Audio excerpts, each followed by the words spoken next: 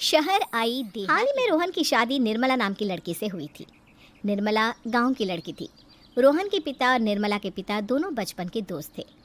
उन्होंने बचपन में ही एक दूसरे से वादा कर लिया था कि दोनों बच्चों के बड़े होते ही उनकी शादी करवा देंगे। इसलिए वादे के अनुसार रोहन के पिता निर्मला को अपनी बहू बनाकर घर ले आते हैं। निर्मला अपने साथ अपनी गाय भी लेकर आ जाती है और उसे घर के आंगन में बांध देती है। अरे ये क्या माँ, भाभी तो गाय भी लेकर आई हैं हमारे घर में। अभी घर में गाय बंधी देखकर आस पड़ोस के लोग तो हमारा मजाक उड़ाएंगे ना। हाँ बेटा, तू ठीक कहती है, लेकिन क्या करूँ मैं, तू तो जानती है तेरे पिता किसी की नहीं सुनते। अरे ये क्या निर्मला, तुम अपने साथ गाय क्यों लेकर आई हो? आपके शहर में पैकेट वाला मिलावटी दूध मिलता है ना, लेकिन मुझे तो रोज ताजा दूध पीने की आदत है। गाय लाकर मैंने ना बहुत अच्छा किया है। अब हम सब रोज ना गाय का ताजा ताजा दूध पियेंगे। अरे ये सब तो ठीक है, लेकिन तुम ध्यान रखना कि तुम्हारी गाय की वजह से आस पड़ोस के लोगों को कोई तकलीफ ना हो। हाँ हाँ, मैं सब देख लूँगी, आप चिंता ना करें। कुछ दिन बीत जाते हैं। फिर एक दिन, चल बहू, आज हमें बाजार से सब्जी खरीदने जाना है। उसके बाद सुनीता निर्मला को बाजार में ले जाती है। सब्जी के महंगे दाम देखकर निर्मला के तो होश उड़ जाते हैं। ये क्या माँ जी, 1000 रुपये की सब्जी, ये तो बहुत ही ज़्यादा है। अब क्या करे बहू, शहर का तो यही हाल है। ना ना ना, मैं इस तरह पैसों की बर्बादी बर्दाश्त नहीं कर सकती। अब से ना हम इस बाजार से सब्जी नहीं खरीदेंगे। यहाँ फिर अगले दिन निर्मला घर के आंगन की मिट्टी खोद कर वहाँ तरह तरह की सब्जियाँ लगा देती है। अरे काव्या, तेरी भाभी तो बहुत अजीब है, उसने तेरे पूरे आंगन को खेत बना कर रख दिया। मेरी समझ में नहीं आता तुम लोग इस लड़की को कहाँ से पकड़ कर लाए हो। अरे सब मेरे पिताजी का किया धरा है। सालों पहले अपने दोस्त से किए वादे के चलते उन्होंने उस गवार को हमारे गले बांध दिया। अरे तेरी भाभी सच में एक नंबर की गंवार है। उसे तो ढंग के कपड़े पहनने तक नहीं आते, ऊपर से उसने तेरे घर को गांव का तबेला बनाकर रख दिया है।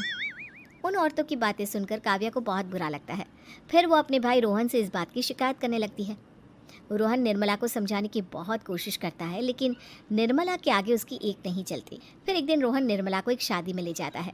सभी मेहमान खाना खाने में व्यस्त थे। उधर रोहन भी अपने दोस्तों से गप्पे लड़ाने लगता है। तभी निर्मला तंदूरी चिकन के स्टॉल से ढेर सारे लेग पीस उठाकर अपने पर्स में डालना शुरू कर देती है।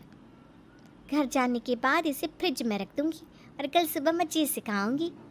फिर खाना खाने के बाद दोनों पति पत्नी वहाँ से जाने लगते हैं, लेकिन तभी दुल्हन का भाई उन्हें रोक लेता है। अरे ये सब क्या है?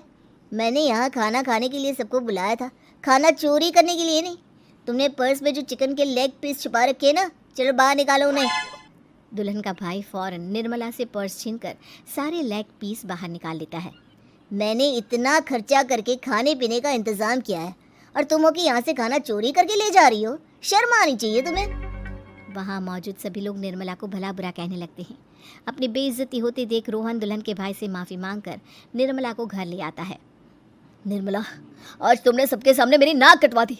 आखिर तुम्हें चिकन के पीस चुराने की ज़रूरत क्या थी? मुझे माफ़ कर दीजिए रोहन जी। दरअसल ना, हमारे गांव में जब भी शादी होती थी तब मैं और मेरी सहेलियाँ इसी तरह शादी से ढेर सारा खाना लेकर आते थे। मुझे नहीं पता था कि मेरी इस गलती से आपकी इतनी बेइज्जती हो जाएगी। मुझे माफ़ कर दीजिए, आज के बाद ऐसी गलती कभी ना करेंगे। इतना कहकर निर्मला रोने लगती है। निर्मला को रोते देख रोहन का दिल पिघल जाता है और उसे माफ़ करके गले लगा लेता है। इस तरह कुछ दिन बीत जाते हैं। फिर एक दिन रोहन उदास होकर घर लौटता है। रोहन के कपड़े बुरी तरह फटे हुए थे। अरे बेटा, ये सब क्या है? किसी के साथ मारा पीटी हो गई है क्या?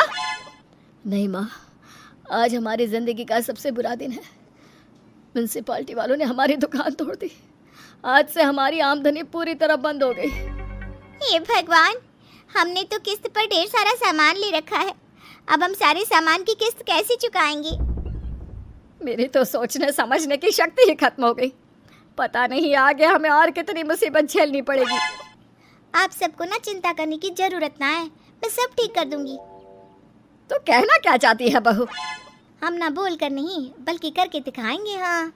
उसके बाद निर्मला अपने पिता को फ़ोन करके गांव से 5 गाय मंगवा लेती है और फिर अगले दिन निर्मला सभी गायों का दूध निकाल कर बड़े बर्तन में भर लेती है। तुम ये सब क्या कर रही हो निर्मला? मेरी तो कुछ समझ में नहीं आ रहा। हम ना इन गायों का दूध बेचने जा रहे हैं, उसके बाद हमारे पैसों की समस्या खत्म हो जाएगी। हे भगवान, बस यही दिन देखना बाकी रह गया था। भाभी दूध वाली बनकर दूध बेचेंगी तो मोहल्ले में इज्जत क्या रहेगी हमारी। सभी लोग हमें तरह तरह के ताने मारेंगे। आप ना ऐसी बेकार की बातें ना करो काव्या जी। जब जेब का पैसा और पेट की रोटी छिन जाती है तो इंसान पहले अपने और अपने परिवार के बारे में सोचता है। और वैसे भी जिस काम से हमारा घर चले उसकी कभी ना बुराई नहीं करनी चाहिए। फिर निर्मला दूध के 2 बड़े बर्तन साइकिल के दोनों तरफ लटकाकर मोहल्ले में घूमने लगती है। दूध ले लो, दूध, गाय का ताजा ताजा दूध ले लो, बिना मिलावट का शुद्ध दूध ले लो, चलो चलो आओ भाई जल्दी ले लो। तभी निर्मला के पास कुछ औरतें आती हैं।